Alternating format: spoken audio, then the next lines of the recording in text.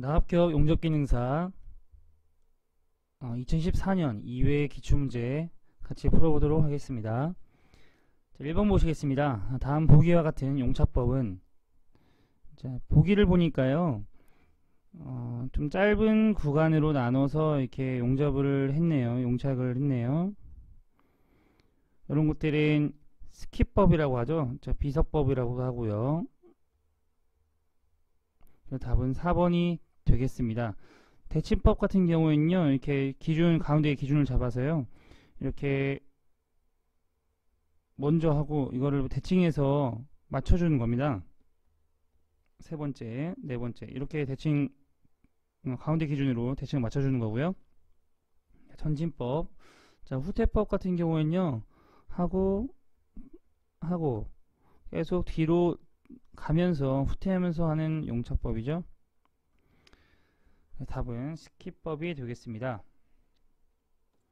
3번입니다. 서브머지드 아크 용접기에서 다전급 방식에 의한 분류에 속하지 않는 것. 다전급 방식에 의한 분류에는요,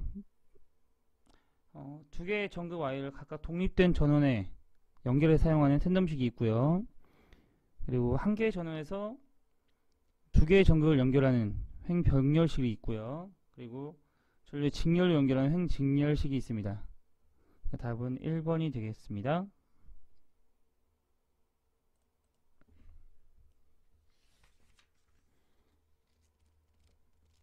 6번입니다. 이산화탄소의 특징이 아닌 것은, 자, 이산화탄소는요, 기체로 존재하고, 대기 중에서는 기체로 존재하고 비중은 1.53으로 공기보다 무겁습니다. 상온에서도 쉽게 액화가 되고요. 저장이 가능한 운반이 용이해서 비교적 값이 저렴합니다. 색 냄새가 없고요. 자, 공기보다 무겁습니다. 비중이 1.53이죠. 상온에서 쉽게 액화하고요. 기체로 존재한다. 맞습니다. 답은 2번이 되겠습니다. 7번입니다. 용접 전류가 낮거나 운봉 및 유지 각도가 불량할 때 발생하는 용접 결함은, 자, 용접 결함에는 굉장히 많은 것들이 있는데요. 보통 이 용입 불량과 언더컷, 오버랩은 꼭 알고 계셔야 됩니다. 이렇게 모양을 알아두시면 좋고요. 용입 불량이라고 하는 것은요, 말 그대로 용입이 용접에 들어가는 용접의 깊이가 모자라다는 뜻이거든요. 이곳은 용접 속도가 너무 빠를 때, 그리고 전류가 낮을 때 발생하는 결함이고요. 언더컷은 여기 이 부분 지금 다 채워지지 않고, 충분하게 채워지지 않고 이 부분이 부적당하게 채워졌다는 뜻입니다. 이것은 전류가 너무 높을 때 일어나는 결함이고요. 그 길이가 너무 길 때. 오버랩 같은 경우에는 언더컷과 반대로 더 이제 충분한 용입이 있었는데도 불구하고 더 많이 쌓인 거죠. 이것은 용접 전류가 너무 낮을 때가 되겠습니다. 그래서 용접 전류가 낮을 때 또는 운봉 및 유지각도 불량할 때 발생하는 용접 결함. 우선 용접 전류가 낮을 때라고 했으므로 용입 불량이나 오버랩으로 생각을 할 수가 있는데요. 여기서는 용입 불량도 나와 있지 않네요. 그러면 오버랩으로 보시면 되겠습니다. 이 언더컷 같은 경우는 이제 전류가 높을 때였죠. 용락이나 이제 선상 조직. 선상 조직 같은 경우에는요, 보통 전류와 관련이 없습니다. 냉각 속도와 관련이 있고요. 재질과 관련이 있습니다. 그래서 이 전류와 관계된 이 세 가지 결함, 전류가 낮을 때는 용입 불량과 오버랩, 높을 때는 언더컷, 요 세 개는 꼭 기억을 하셔야겠습니다. 넘어가도록 하겠습니다. 8번입니다. 자, CO2 가스 아크 용접에서 일반적으로 용접 전류를 높게 할 때 사항을 열거한 것 중 옳은 것. 일반적으로 용접 전류를 높게 하게 되면, 자, 와이어의 녹는 속도가 높아지겠죠. 용접 전류가 높아지면. 그래서 와이어 녹아내림이 빨라진다. 이게 맞는 보기가 되겠습니다. 용접 이별이 커지고요. 용입이 증가하겠죠. 전류가 커지면. 자, 보통 일반적으로는 전류가 높아지면, 자, 우수한 비대 형상을 얻을 수 있다. 이것은 적당한 전류일 때, 적당한 조건이 맞았을 때 비대 형상이 나오는 거고요.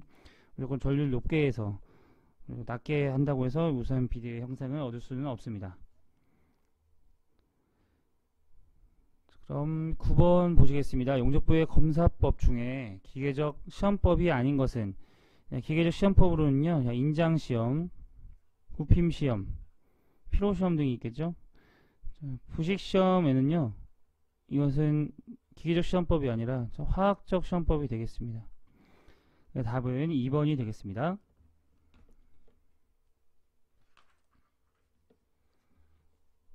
12번입니다. 불활성 아크 용접에 관한 설명으로 틀린 것.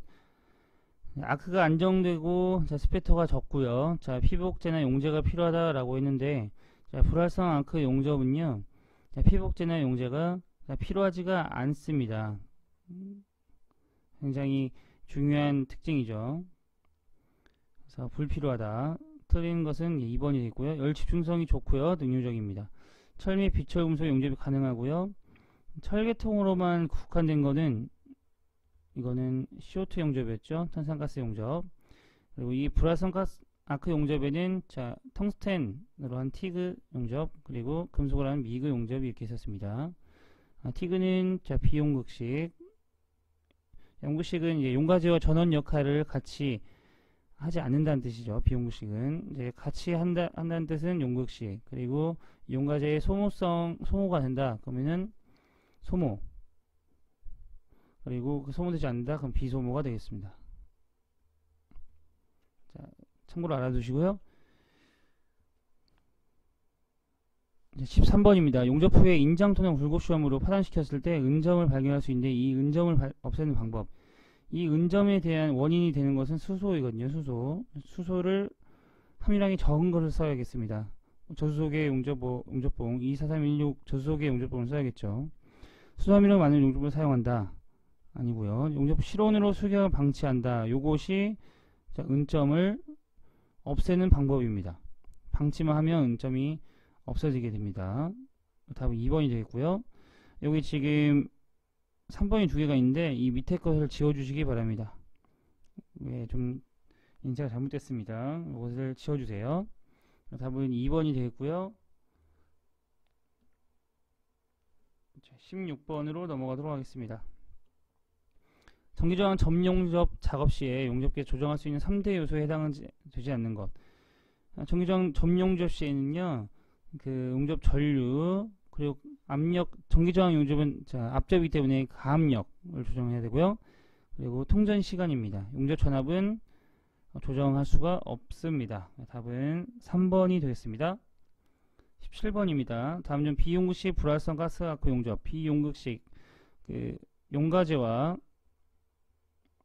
자, 전원을 분리시킨 거죠. 이것은 하나밖에 없습니다. 티그 용접이에요. 티그 용접. 여기서 티그 용접 GTAW가 되겠습니다. GTAW라고 하는 거는요, 자, 가스 텅스텐 자, 아크 웰딩이 되겠습니다. 자, 이 GMAW라고 하는 것은요, 가스 메탈 아크 웰딩이라고 해서 미구 용접이죠. 자, 여기는 MMAW, 이거는 수동 금속 아크고요. 금속 아크.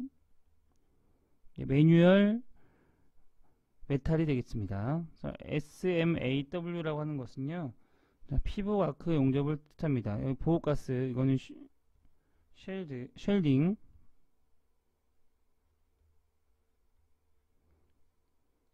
메탈, 피복 아크 용접. 여기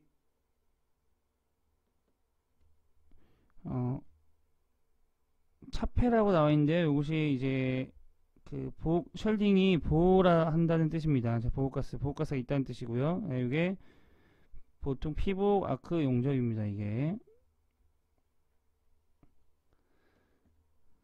19번 보시겠습니다. 불활성 가스 금속 아크 용접에서 가스 공급 계통의 확인 순서로 가장 적합한 것. 우선 공급 계통으로는요, 자, 용기에서 자, 압력을 낮춰주는 강압 밸브로 가서 유체의 양을 이제 계측해주는 유량계로 갑니다. 유량계에서 제어장치로 가고요. 이것을 제어를 해가지고 용접 토치로 가게 됩니다. 답은 1번이 되겠습니다.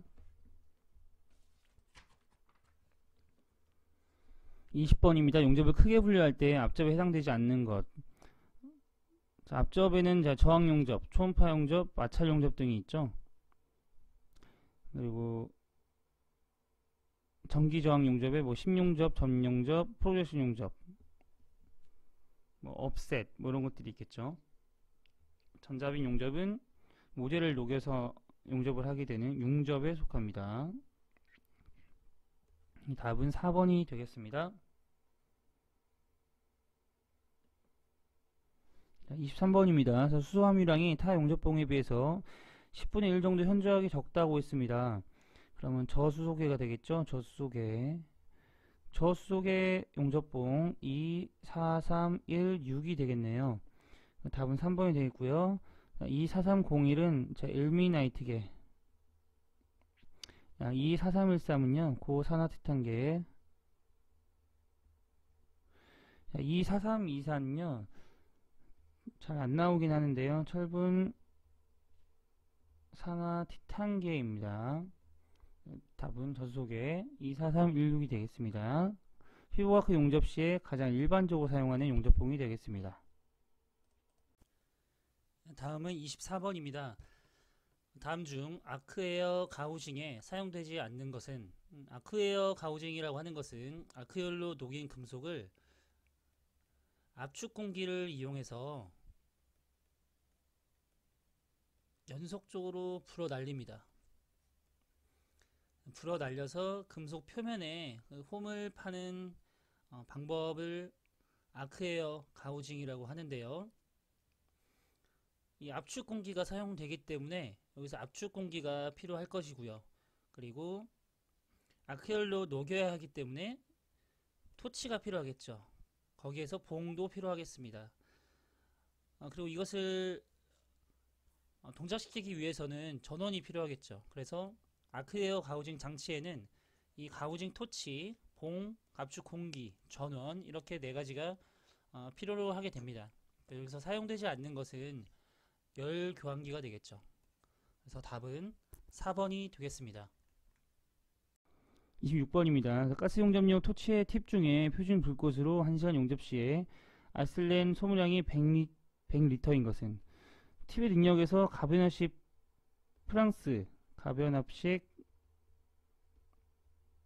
프랑스식을 하면 되는데요. 소모량이 100리터라고 했습니다.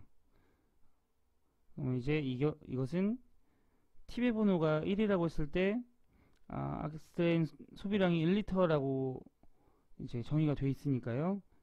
소모량이 100리터는 팁 번호 100번 팁을 얘기하겠네요. 그리고 불변압식은 독일식이고요. 100번 팁 프랑스식 가변압식 3번이 맞겠습니다.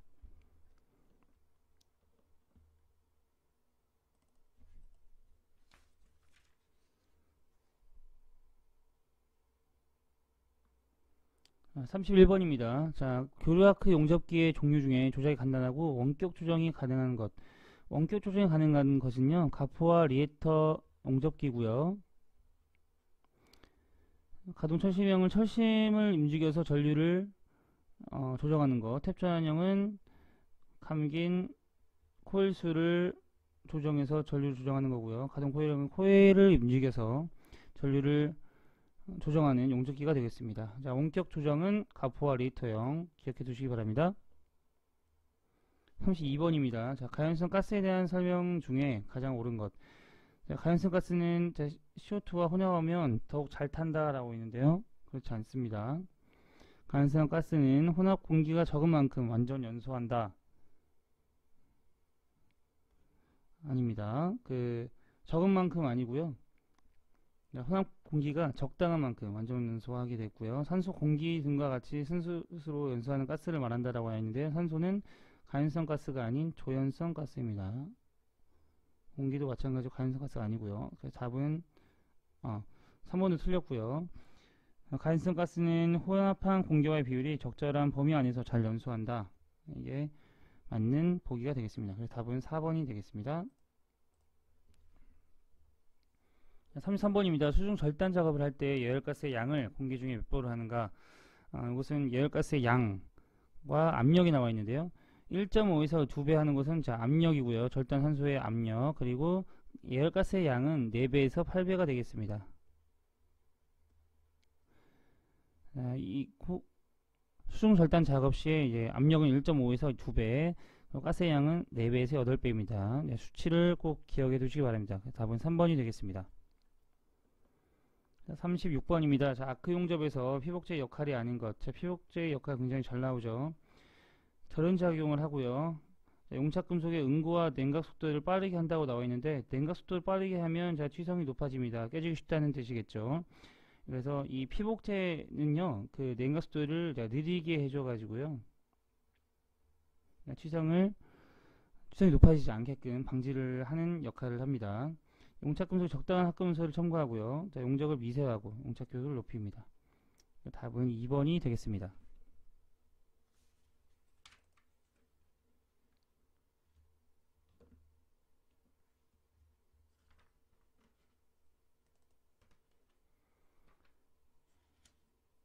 자, 37번입니다. 증유용접에서 발생되는 자, 아크솔림의 방제 대책 중에 틀린 것. 아크솔림 같은 경우에는요, 보통 교류 용접을 해야 되고요. 큰 가접부 또는 이미 용접이 끝난 용접부를 향해서 용접을 해야 되고요. 맞고요. 용접부의 긴 경우는 후퇴 용접법, 후진법으로 해야 되고요. 용접봉 끝을 아크가 쏠리는 방향이 아니라 반대 방향으로 기울여야 됩니다. 되도록 아크를 짧게 해서 사용해야 됩니다. 답은 3번이 되겠습니다. 다른 것들도 읽고 넘어가 주시기 바랍니다. 38번입니다. 산소 아이스틸렌가스 불꽃 중에는 뭐 산소가 좀 많다. 그러면 산화불꽃이 되겠고요. 그 비율이 이제 같다, 1대1이다. 중성불꽃. 그리고 아이스틸렌이 좀 많다. 그럼 탄화불꽃으로 나눌 수가 있는데요. 가스 용접에는 사용하지 않고, 자, 구리, 황동 등의 용접에 주로 이용되는 불꽃. 이 구리와 황동 같은 경우는요, 산화 걱정 안 해도 됩니다. 그렇기 때문에 산화불꽃으로 사용하는데 이제 무리가 없겠죠. 그래서 구리, 황동 등은요, 산화불꽃으로 사용을 합니다. 근데 산화 걱정을 할 수밖에 없는 것들은 뭐 스테인리스관 같은 경우에는 산화불꽃으로 사용을 해야겠죠. 그래서 답은 산화불꽃 3번이 되겠습니다. 40번입니다. 18-8형 그 스테인리스 강의 특징을 설명한 것 중 틀린 것은, 자, 우선 18은 자, 크롬 함유량이고요. 8은 니켈 함유량입니다. 오스나이트계 스테인리스 강이고요. 이것은 비자성체입니다. 18, 8에서 크롬, 8은 니켈 함유량 맞고요. 결정 구조는 자, 오스나이트계니까 면심 입방극자 FCC를 갖습니다. 자, 500에서 800도로 가열하면 탄화물이 입게 자, 석출을 합니다. 답은 4번이 되겠습니다.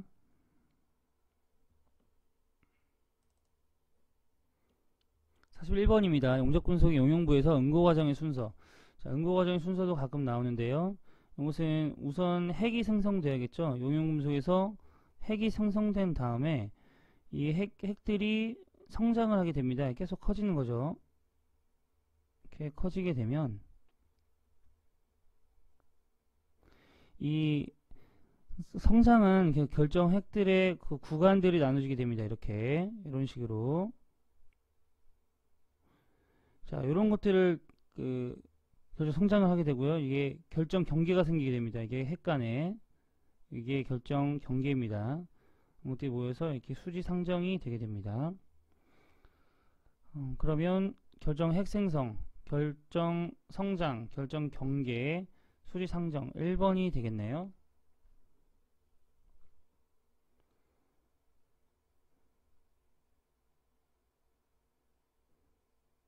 42번입니다. 질량의 대소에 따라서 당분지 효과가 다른 현상을 질량 효과라고 하는데요. 산소광에 니켈, 크롬, 망간 등을 첨가하면 질량 효과는 어떻게 변하는가? 자, 질량 효과라고 하는 것은 강제 질량의 대소에 따라서 열처리 효과가 달라지는 비율인데요.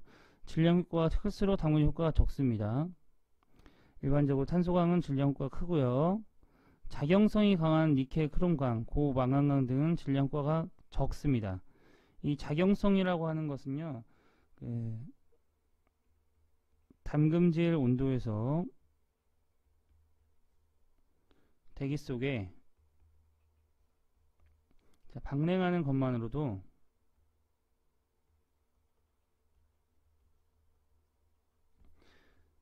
그 말센사이트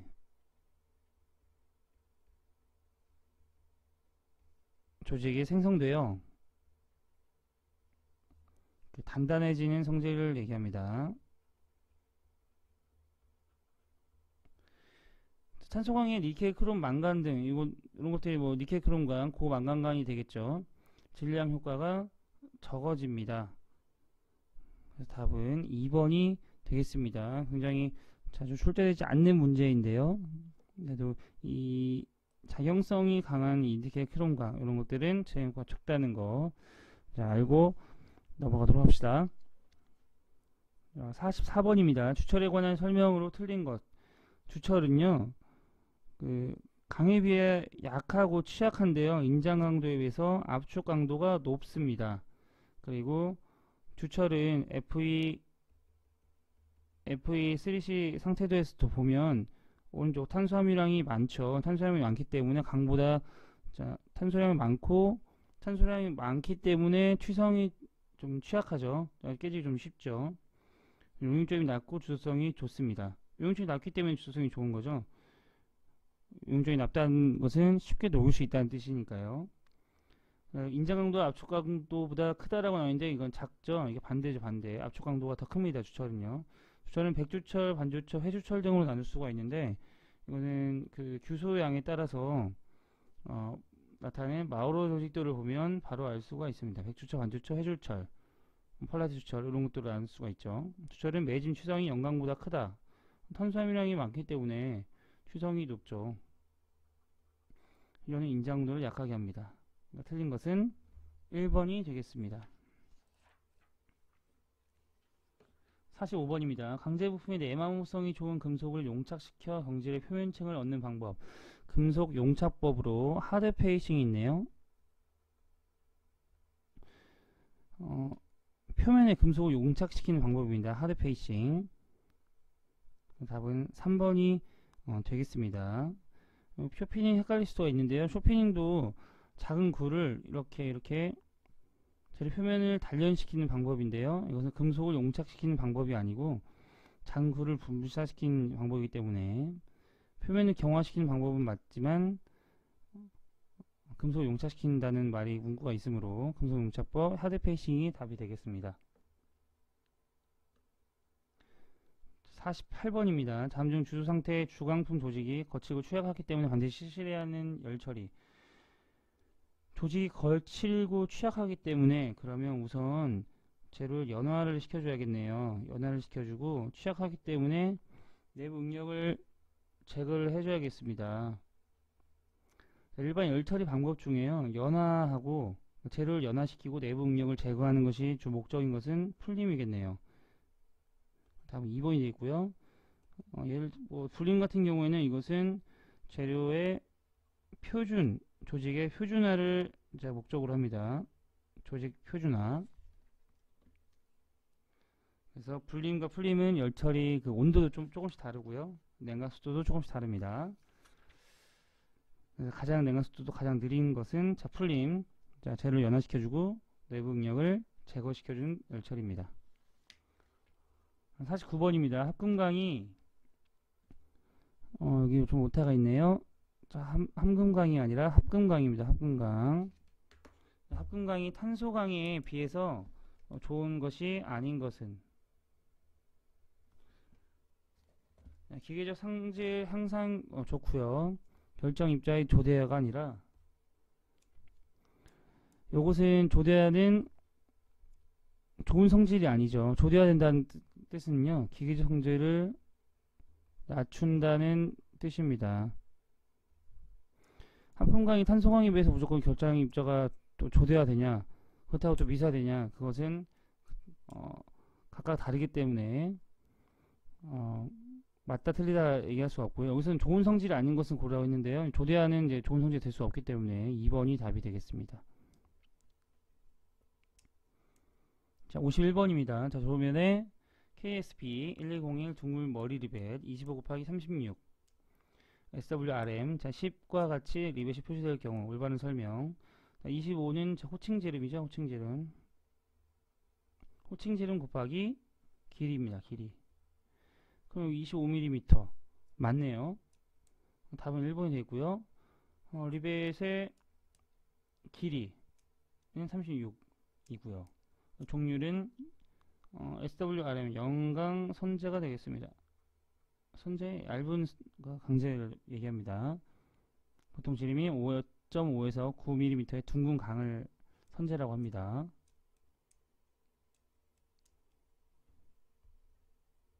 네, 넘어가도록 하겠습니다. 52번입니다. T120. T는 그 치수보조 기호 중에 두께를 뜻하죠. 답은 2번이 되겠고요.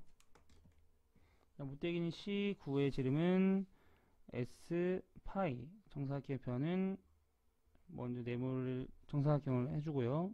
치수를 적어주면 정사각형편이 되겠습니다. 하지만 이거를 사각형 안에 넣어주면 이론적으로 정확한 치수가 되겠죠.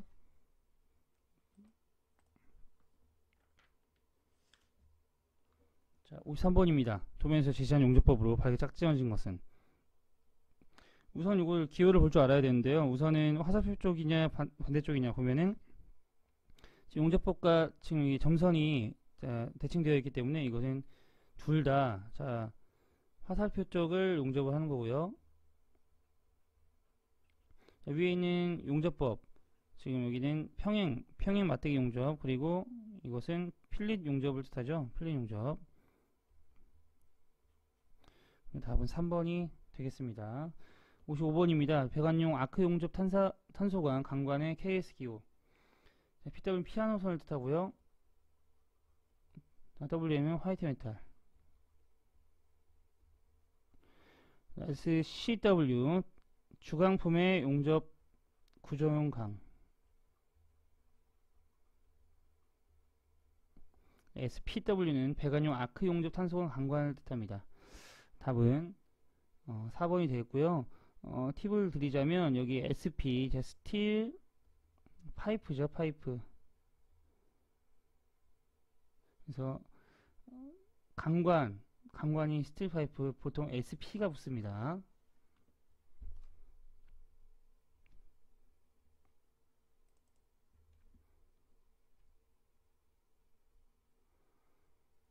자, 58번입니다. 그림과 같은 원추를 전개하였을 경우 전개면이 꼭지각이 180도가 되게 하려면 파이 D의 지름의 치수는 얼마가 되어야 하는가.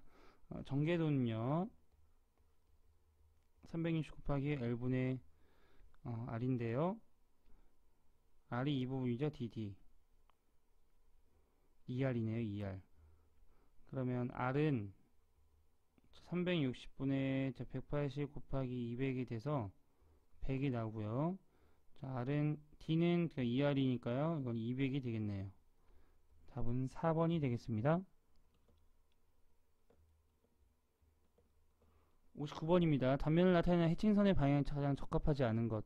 이건 외형선과 평행하면 안됩니다. 해칭선은 3번과 같이 외형선과 구분이 잘 안가겠죠. 아무리 굵기가 차이가 있어도 이거는 구분하기 어려우므로 평행하지 않게 합니다. 1번과 2번과 4번 같이요. 답은 3번이 되겠고요. 60번 보시겠습니다. 기계제도에서 사용하는 선의 굵기의 기준이 아닌 것은 보통 0.18부터 0.25 여기서 곱하기 2씩을 합니다. 0.35, 0.5, 0.7 이렇게 사용되는데요. 선의 굵기 기준이 아닌 것 0.9가 되겠네요. 답은 1번이 되겠습니다. 중간중간 넘어간 문제들이 몇 가지 있는데요. 이것은 해설 및 용어 설명을 보시고 풀어보신 다음에 이해가 안 가시는 부분들은 게시판에 올려주시면 되겠습니다. 수고하셨습니다.